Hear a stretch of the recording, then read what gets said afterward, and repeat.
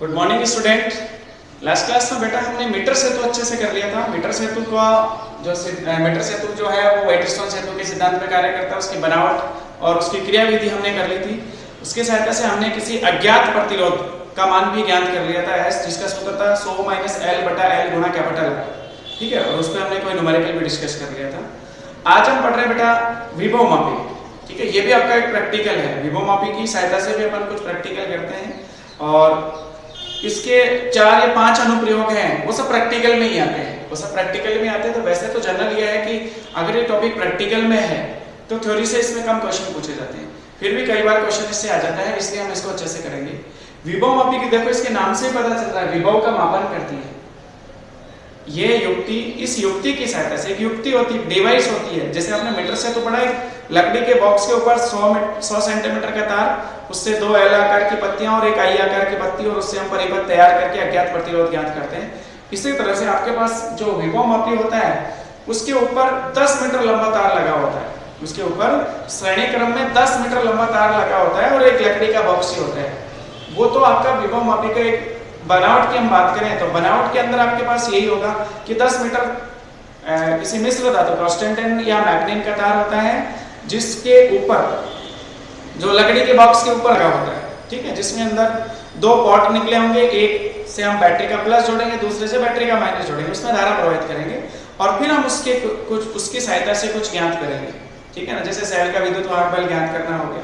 तो एक्चुअल में विभव मापी की सहायता से किसी विद्युत वाहक बल का अल्पमान, किसी अल्पमान के विद्युत वाहक बल व विभवांतर का मान ज्ञात किया जाता है।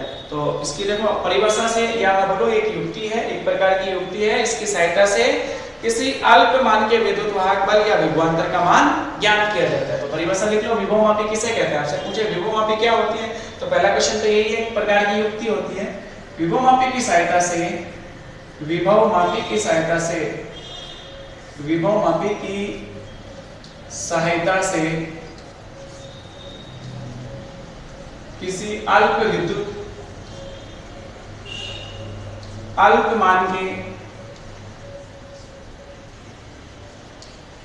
विद्युत वाहक बल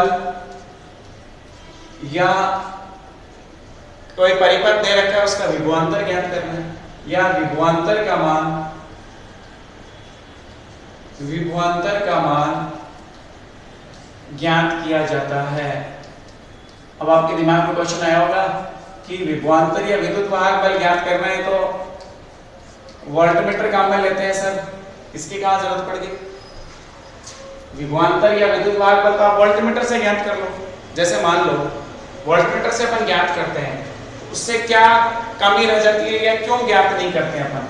तो देखो ध्यान से, मान लो एक प्रतिरोध है R, इसमें I धारा हमें प्रवाहित करनी है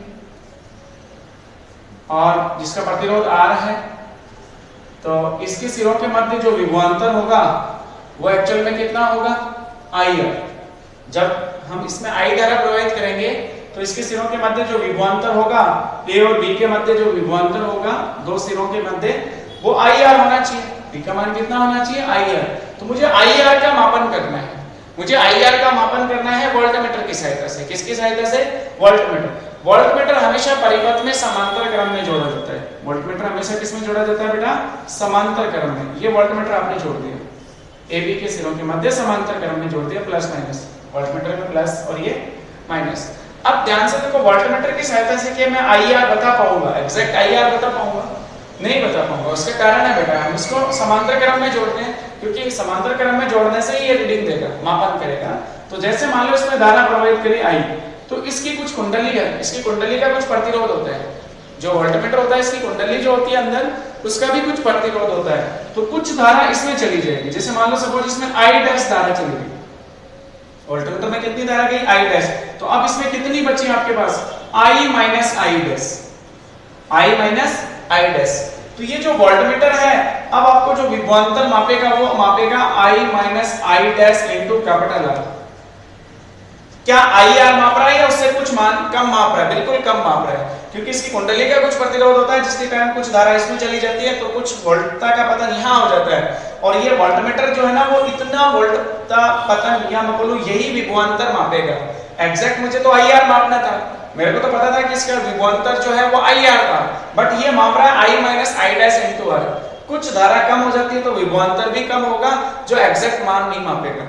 इसलिए हम वोल्टमीटर की सहायता से नहीं माप के विभवांतर किसकी सहायता से मापते हैं, विभवमापी की सहायता से। इससे अपन अल्प मान का विभवांतर भी ज्ञात कर सकते हैं, ठीक है ना। वो प्रोसेस हम देखेंगे कैसे मापते हैं। तो हमें ये पता चल गया कि वोल्टमीटर से क्यों नहीं मापा। अब देखो अगर ये आई डैश 0 होगी, वो 0 कब किस कंडीशन में होगी उसको भी सोचो।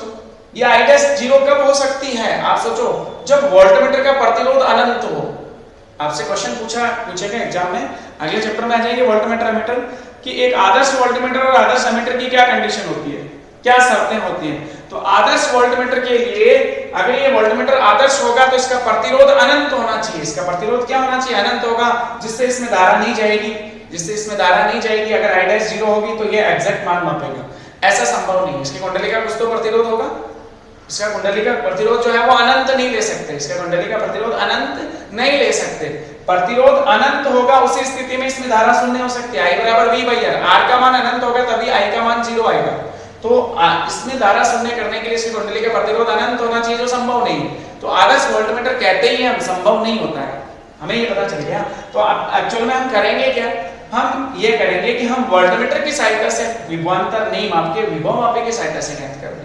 तो इसके ड्रॉबैक पता चल गया कि वोल्टमीटर की सहायता से प्रतिरोध जो विभवांतर है क्यों नहीं मापते, क्योंकि इसकी कुंडली का कुछ प्रतिरोध होने के कारण कुछ धारा इसमें चली जाती है। और आदर्श वोल्टमीटर बनाना संभव नहीं है, इसका कुंडली का प्रतिरोध अनंत करना भी संभव नहीं है, अनंत नहीं हो सकता, इसलिए इसमें धारा जाएगी। प्रतिरोध अनंत होने की स्थिति में आई डैश का मान शून्य होगा, जो संभव नहीं है। तो अब हमें ये पता चल गया कि वोल्टमीटर की सहायता से हमें विभवांतर नहीं मापना है, हमें किसकी सहायता से मापना है, विभवमापी की सहायता से। ठीक है, तो अच्छे से क्लियर हो गया।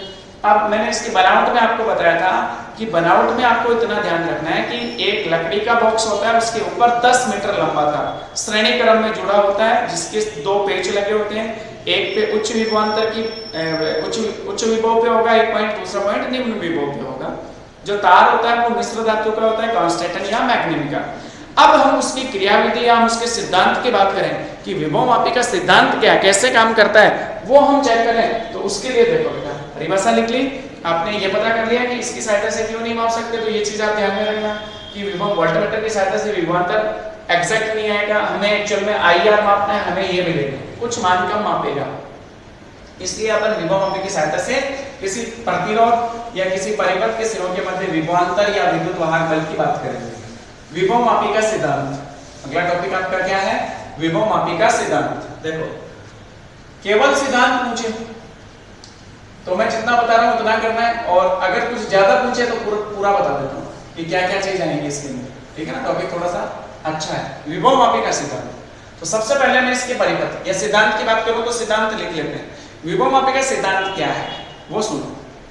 विभवमापी की सहायता से किसी अल्प विद्युत वाहक बल या विभवांतर का मान, अल्प विद्युत वाहक बल या विभवांतर का मान किसी सेल की विद्युत वाहक बल या विभवांतर से तुलना करके ज्ञात करते हैं, और इसी को विभवमापी का सिद्धांत बोलते हैं। पर डायरेक्ट ज्ञात करने करते हैं, हम इसमें ऐसे बताएंगे।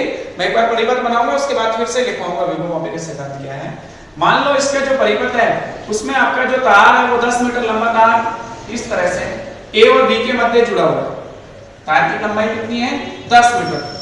ठीक है, ए और बी के मध्य जुड़ी हुई है। इसको मैं अभी के लिए तो एल मान लेता हूँ, इस तार का लंबाई जो है ना वो एल मान लेता हूँ, जो मुझे पता है 10 मीटर होती है।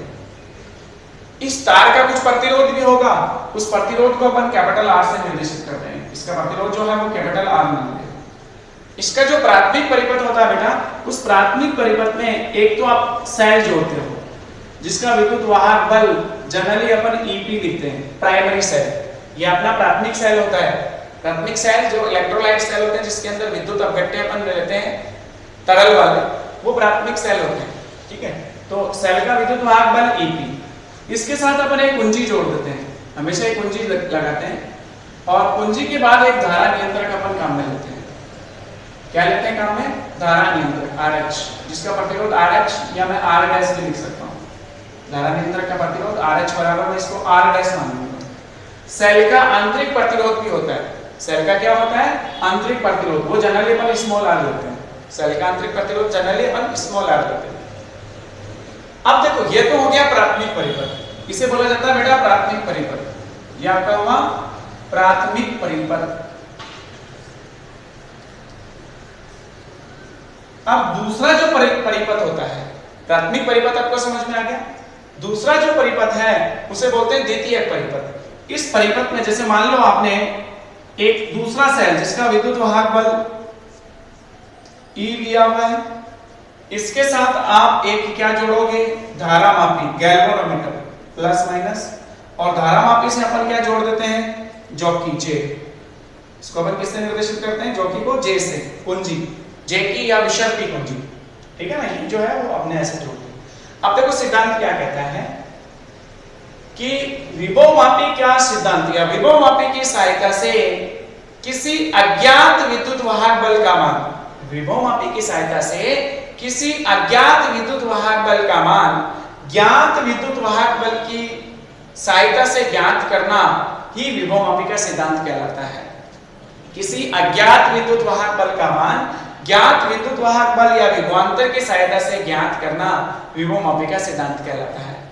ठीक है, अब देखो बहुत इजी सा कॉन्सेप्ट है, अज्ञात का ज्ञात। जैसे मैं बोलूं कि यहां से लेके यहां तक का विभवांतर ज्ञात करना है, ये बिंदु बी है, इसको मैंने सी बोल दिया, इसको मैंने क्या बोल दिया, सी।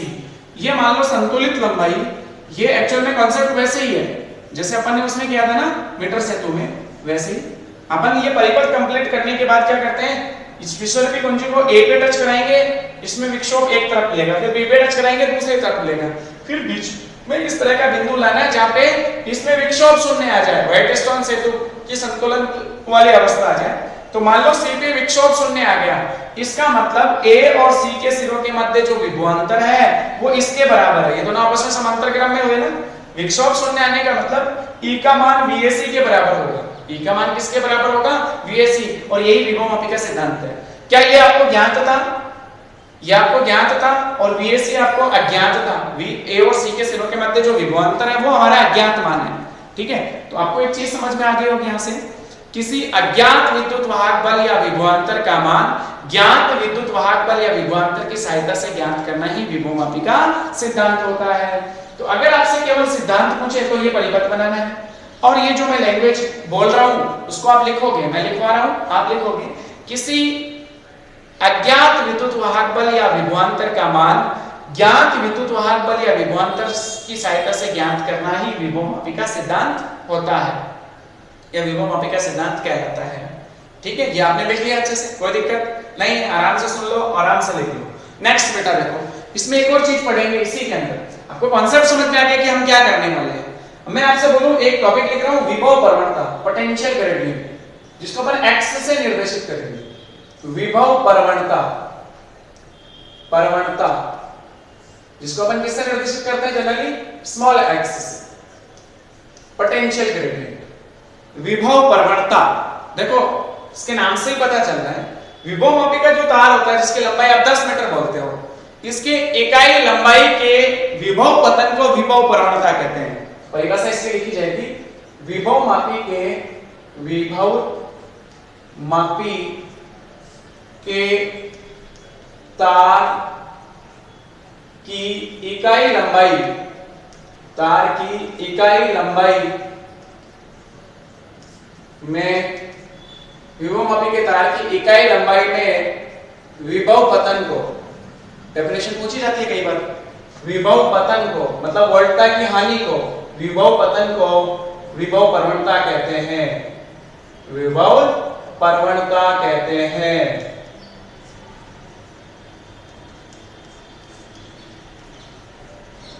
पक्का समझ में आ गया?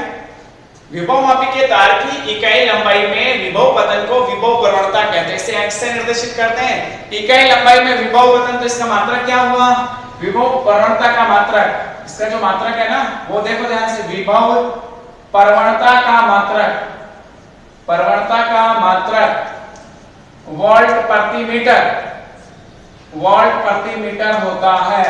एक्स का मात्रक क्या हो गया, वोल्ट प्रति मीटर। इकाई लंबाई में विभव पतन मतलब V/L कुछ ऐसा होगा जिसको वोल्ट प्रति मीटर बोलेंगे। अब जैसे देखो मैं इसके लिए पूछूं आपसे, ध्यान से सुनना, L लंबाई पे इसमें विक्षोभ शून्य है, तो हम बोलेंगे माना विभव मापी के तार की विभव प्रवणता x है, मतलब 1 सेंटीमीटर या 1 मीटर लंबाई में विभव पतन x है, इसकी 1 सेंटीमीटर या 1 मीटर लंबाई में विभव पतन कितना है x, तो मैं पूछूं L लंबाई में कितना होगा, L into x, L into x, general समझने वाली बात है। इसकी इकाई लंबाई का विभव पतन x है, माना विभव मापी के तार की विभव प्रवणता स्मॉल x है, मतलब 1 सेंटीमीटर या 1 मीटर लंबाई पे विभव पतन x है, तो L लंबाई में कितना होगा, L इंटू x या x इंटू L, अतः स्मॉल l लंबाई पर विभव पतन x इंटू L होगा। आपको तो लंबाई दी हुई है, विभव पतन आप x से ज्ञात करोगे, इकाई लंबाई का विभव पतन x, जिसे विभव प्रवणता कह रहे हैं, तो L लंबाई में विभव पतन कितना हो गया, L इंटू x, जो किसके बराबर है, E के बराबर। तो विभव मापी का सिद्धांत क्या कह रहा है कि E का मान A और C के सिरों के मध्य विभवांतर के बराबर होगा, अतः विभव मापी के सिद्धांत से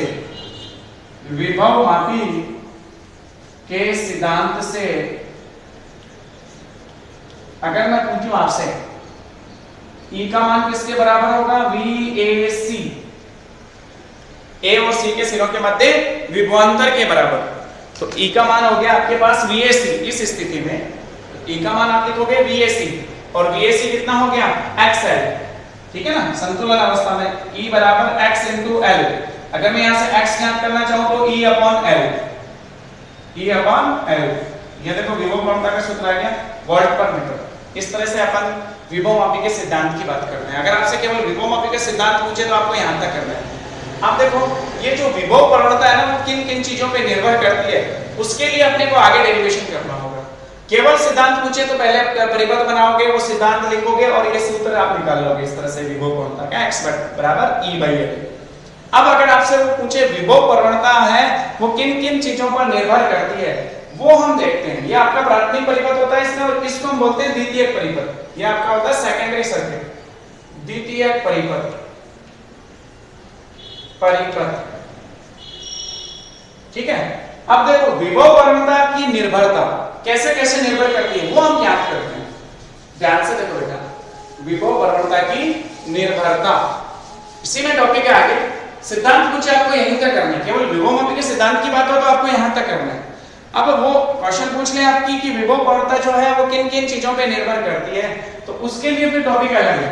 विभव प्रवणता की निर्भरता, विभव प्रवणता x की निर्भरता, विभव प्रवणता की निर्भरता, देखो ध्यान से x कैसे निर्भर करेगा, ठीक है ना, वो हम ज्ञात करेंगे।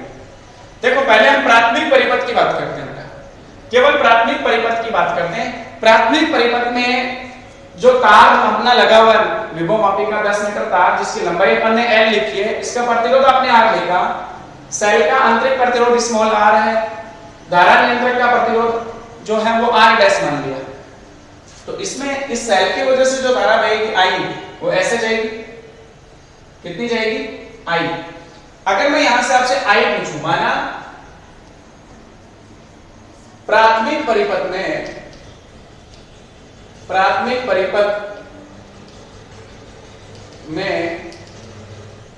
सेल का आंतरिक प्रतिरोध, सेल का आंतरिक प्रतिरोध स्मॉल r, धारा नियंत्रक का प्रतिरोध R डैश, धारा नियंत्रक इसको हम ज्यादा कम कर सकते हैं, धारा नियंत्रक का प्रतिरोध R डैश तथा तार का प्रतिरोध, तार का प्रतिरोध कैपिटल R हो तो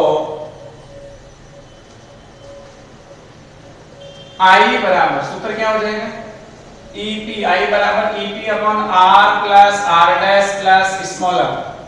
समीकरण संख्या 1 आई बराबर ईपी, केवल प्राथमिक परिपथ, द्वितीयक परिपथ सोचो ही मत। इसमें धारा बहेगी इस बैटरी की वजह से, इसका प्रतिरोध R, ये R डैश और ये स्मॉल r, तीनों श्रेणी क्रम में, टोटल प्रतिरोध हो गया R plus R dash plus small r। विद्युत वाहक बल सेल का EP, तो I जो बह रही है इस परिपथ में, उसका सूत्र हो जाएगा उनके नियम से EP upon R plus R dash plus small r, यही होगा। अब आपने लिखा x बराबर EP अपॉन L, वो अलग सूत्र था। अगर मैं यहां से x का मान ज्ञात करूं, EP अपॉन L ही लिखते हो, x का मान EP अपॉन L, जो L है इसकी वो टोटल लंबाई। प्राथमिक परिपथ के लिए अगर हम x की बात करें तो वो कितना होगा, EP by capital L, EP by capital L। Capital L क्या है, इस तार की टोटल लंबाई, ठीक है, टोटल लंबाई L। तो विद्युत वाहक बल EP, तो x का मान कितना हो जाएगा पूरे तार के लिए, EP बाई L, तार का टोटल, तार के सिरों के मध्य टोटल विद्युत वाहक बल EP अपॉन टोटल लंबाई कैपिटल L, तो EP बाई L। EP का ये मान आप यहां रख सकते हो, तो x बराबर आपके पास सूत्र आ गया, सॉरी x बराबर EP बाई L, एक मिनट, और x बराबर EP बाई L सही लिखा आपने। तो एक चीज मैं पूछूं, ये समीकरण संख्या 2, मैं आपसे पूछूं AB के सिरों के मध्य विभवांतर V हो, इसमें धारा I, प्रतिरोध कैपिटल R, तो V बराबर I इंटू कैपिटल R, और V एक्चुअल में आपका जो है वो EP है, V जो है वो आपका क्या है, EP। I का ये वाला मान आप यहां रखो, तो V बराबर I का ये वाला मान आपने रखा, तो EP upon capital R plus R dash plus small r into capital R। और एक्चुअल में V क्या है, इसके सिरों के मध्य विभवांतर, एक्चुअल में V क्या है, इसके सिरों के मध्य विभवांतर, जिसको अपन लिखेंगे I इंटू कैपिटल R, वही लिखा है। आप देखो ये समीकरण संख्या 3, अगर अपने को V ऐसे निकालना, विभवांतर निकालना, तो ये हो जाएगा सूत्र, I अपने पास ये आ गई, कैपिटल R ये सही है। अब हमें तो x निकालना था ना, EP बाई L, x का मान निकालना था ना EP बाई L, तो देखो ध्यान से, हमें ये प्रूव करना है x बराबर EP बाई L, निर्भरता ज्ञात करनी है ना, तो वो देखो ध्यान से कैसे निकालेंगे, देखो ध्यान से, ये समीकरण आ गई, V बराबर IR से सही है सब।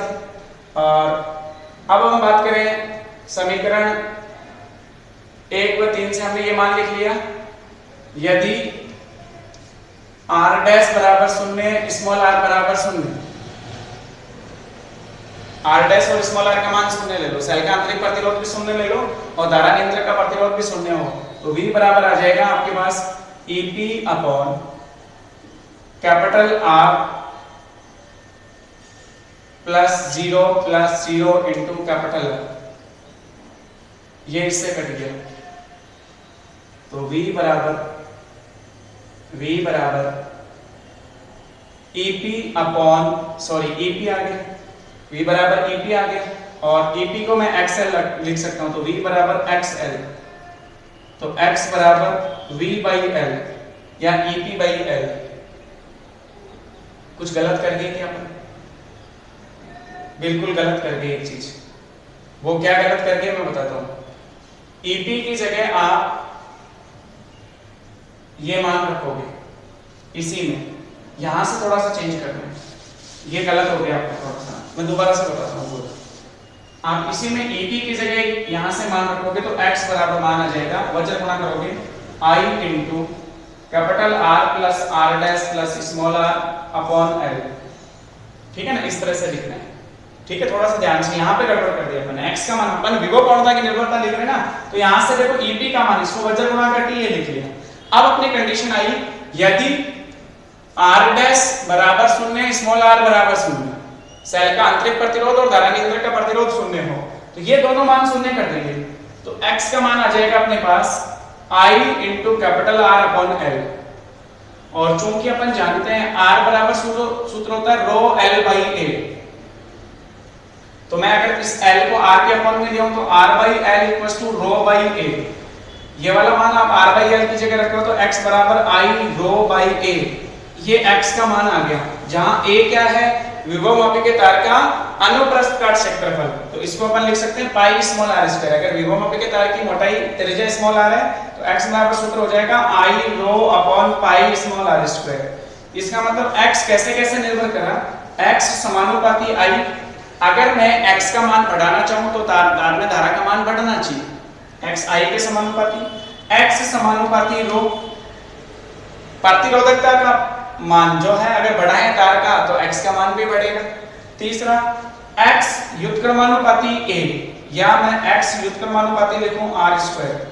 इस तरह से चार चीजों पर निर्भर करा, x का मान I के समानुपाती, रो के समानुपाती, अनुप्रस्थ काट क्षेत्रफल के व्युत्क्रमानुपाती और जो तार की त्रिज्या है उसके वर्ग के व्युत्क्रमानुपाती। इस तरह से देखना, थोड़ी सी यहाँ गड़बड़ कर दी थी अपन ने। वो अपने को एक्चुअल में ज्ञात क्या करना था वो ध्यान देगा। हमें x की निर्भरता ज्ञात करनी है कि x जो है वो किन किन चीजों पे निर्भर करती है। ऐसे चार चीजों पे निर्भर करती है। x की वैल्यू जो है ना उस तरह से अपन देखते हैं कि इससे चार चीजों पे निर्भर करेगी। ठीक है, तो ये अच्छे से क्लियर हो गया x की निर्भरता। इसी में एक छोटा सा कॉन्सेप्ट और है कि जो हमने परिपथ बनाया था बेटा अभी, उस परिपथ में ध्यान से देखो, उस परिपथ में संतुलित लंबाई L पे आई थी। जो आपका परिपथ था वो कुछ ऐसा था, EP प्राथमिक परिपथ का विद्युत वाहक बल, इसके साथ कुंजी और फिर धारा नियंत्रण, और ये आपका 10 मीटर लंबा तार AB। ये प्राथमिक परिपथ था, इससे धारा इसमें I प्रवाहित हो रही थी। ठीक है, द्वितीय परिपथ में अपन ने एक सेल जोड़ा था जिसका विद्युत वाहक बल तो प्लस माइनस E था, इसके साथ गैल्वेनोमीटर और ये विशेष कुंजी, ये संतुलित लंबाई L आई थी अपने पास। मैं आपसे पूछूं कि अगर मैं इस जोकी को यहां टच कराता हूं तो इसमें विक्षोभ शून्य आ गया, मान लो विक्षोभ शून्य आ गया तो इसको हमने C बिंदु बोला था। A और C के सिरों के मध्य विभवांतर जो है वो E के बराबर होगा। A और C के सिरों के मध्य जो विभवांतर है वो किसके बराबर होगा बेटा, E के बराबर, विभवमापी के सिद्धांत से। अगर मैं इस विषर्पी कुंजी को यहां टच कराता हूं C डैश पे, तो अब मुझे सोच के बताओ क्या इसमें विक्षोभ शून्य होगा? नहीं, इसमें जो धारा की दिशा होगी इस स्थिति में बताना मुझे, जब मैं C डैश पे टच कराऊंगा, जब मैं जॉकी को C डैश पे टच कराता हूं, C डैश का मतलब तार की जो संतुलित लंबाई है इससे कम लंबाई पे पहले की तरफ टच कराता हूं, और दूसरी स्थिति में मैं टच कराऊंगा C डबल डैश पे, इसको मैंने बोला C डबल डैश। तो जब अपन C डैश पे टच कराएंगे उस स्थिति में ध्यान से देखना, VAC डैश का मान लेस होगा E से, मतलब E का मान इससे बड़ा होगा। E का मान इससे बड़ा होगा तो धारा जो है वो इससे निकलेगी बाहर की तरफ, इससे निकलेगी। जो धारा की दिशा है, इस स्थिति में धारा की दिशा द्वितीय परिपथ में जो है वो ऐसे होगी। इसको आप ऐसे लोगे, ऐसे ब्रेक करेगा AC dash GEA, AC dash GEA, ये वाली होगी दिशा क्लॉकवाइज, दक्षिणावर्त। अगर अपन C डबल डैश पे टच करते हैं, C डबल डैश पे टच करते हैं तो हमने देखा कि VAC डबल डैश का मान जो है वो इस बार E से बड़ा होगा। लंबाई इधर टच करेंगे तो विक्षोभ इधर आएगा, मतलब धारा की दिशा चेंज हो जाएगी। इस स्थिति में ये मान E से बड़ा होगा। जब ये मान E से बड़ा होगा तो इसमें धारा प्रवेश करेगी, उल्टी होगी दिशा। धारा की जो दिशा है, धारा की दिशा जो है इस स्थिति में वो चेंज हो जाएगी, उल्टी हो जाएगी, वामावर्त। धारा की दिशा हो जाएगी AEGC डबल डैश A। इस तरह से देखना है। तो आपको दो अलग अलग स्थितियों में, अगर हम संतुलित लंबाई के पहले और बाद में अपन ज्योति को टच करते हैं, संतुलित लंबाई वाली स्थिति में हमें पता चल गया A और C के सिरों के मध्य विभवांतर E के बराबर होगा। जो हमें ज्ञात करना था, सिद्धांत से हमें ज्ञात करना था, अगर पहले टच करा रहे तो धारा की दिशा दक्षिणावर्ती, बाद में टच करा रहे तो धारा की दिशा वामावर्त हो जाती है। ठीक है ना। तो ये टॉपिक, ये सिद्धांत के अंदर ही आ गया सारा कॉन्सेप्ट। हमने विभवपूर्णता की निर्भरता ज्ञात कर ली, विभवमापी का सिद्धांत पढ़ लिया। अब पढ़ेंगे विभवमापी का मानकीकरण। विभवमापी का मानकीकरण, स्टैंडर्डाइजेशन ऑफ पोटेंशियोमीटर। विभवमापी का मानकीकरण एक छोटा सा टॉपिक है, जनरल, बहुत इजी है। ठीक है, आपको समझ में आएगा। विभवमापी का मानकीकरण, विभवमापी के मानकीकरण से मतलब है कि विभवमापी का जो तार है उसके x का मान यथार्थता से ज्ञात करने से। विभव मापी का मानकीकरण का मतलब, विभव मापी के मानकीकरण का मतलब हुआ विभव मापी की जो विभव प्रवणता है, विभव प्रवणता का मान यथार्थता से ज्ञात करने से। विभव मापी के तार की विभव मापी के तार की विभव प्रवणता, विभव प्रवणता x का मान यथार्थता मतलब स्टैंडर्ड वैल्यू, यथार्थता से ज्ञात करने को विभव मापी के तार की विभव प्रवणता x का मान यथार्थता से ज्ञात करने को विभव मापी का मानकीकरण कहते हैं। विभव मापी का मानकीकरण कहते हैं, उसे हम मानकीकरण बोलेंगे, मानकीकरण कहते हैं, जनरल डेफिनेशन। अब देखो इसके लिए अपने को दो मानक सेल काम में लेने होते हैं, इसके लिए अपने को क्या काम में लेने होते हैं, मानक सेल। दो मानक सेल के नाम पूछो, ये क्वेश्चन यहां से पूछा हुआ, दो मानक सेल के नाम बताओ, तो दो मानक सेल, पहला है आपका कैडमियम सेल, कैडमियम सेल, पहला आपका है कैडमियम सेल और दूसरा आपका है डेनियल सेल। दोनों साइंटिस्ट के नाम है ये, डेनियल सेल। कैडमियम सेल का विद्युत वाहक बल होता है 1.01 वोल्ट, याद रखनी है वैल्यू, और डेनियल सेल के विद्युत वाहक बल की वैल्यू होती है 1.1 ऑलमोस्ट, ठीक है ना, याद हो जाती है। डेनियल सेल और विद्युत कैडमियम सेल को मानक सेल क्यों बोलते हैं, क्योंकि इनके विद्युत वाहक बल चेंज नहीं होते हैं, काफी लंबे समय तक इनका विद्युत वाहक बल नियत बना रहता है, इसलिए इनको हम स्टैंडर्ड सेल या मानक सेल कहते हैं। अब हम इसकी सहायता से x कैसे ज्ञात करते हैं, तो तरीका वही है बेटा, विभव मापी का प्राथमिक परिपथ प्लस माइनस, जिसकी सहायता से विभव मापी के तार में धारा प्रवाहित की जाती है, कुंजी के धारा नियंत्रक RH, ये सब जुड़ा हुआ है एक विभव मापी के तार AB से। ये विभव मापी का तार है AB, जिसमें इसकी सहायता से I धारा प्रवाहित हो रही है सपोज, ठीक है। अब आपको क्या करना है, द्वितीयक परिपथ में जो आप सेल लेते हो उसकी जगह कौन सा सेल लोगे, मानक सेल, जिसका विद्युत वाहक बल ES, स्टैंडर्ड बोलते हैं ना, तो S से निर्देशित करते हैं, इसको हम बोलते हैं मानक सेल। चाहे डेनियल सेल ले सकते हैं, चाहे तो उसकी जगह कैडमियम सेल ले सकते हैं। इसके साथ वही गैल्वेनोमीटर प्लस माइनस, गैल्वेनोमीटर से जॉकी या विशर्ती कुंजी हम ऐसे जोड़ देते हैं।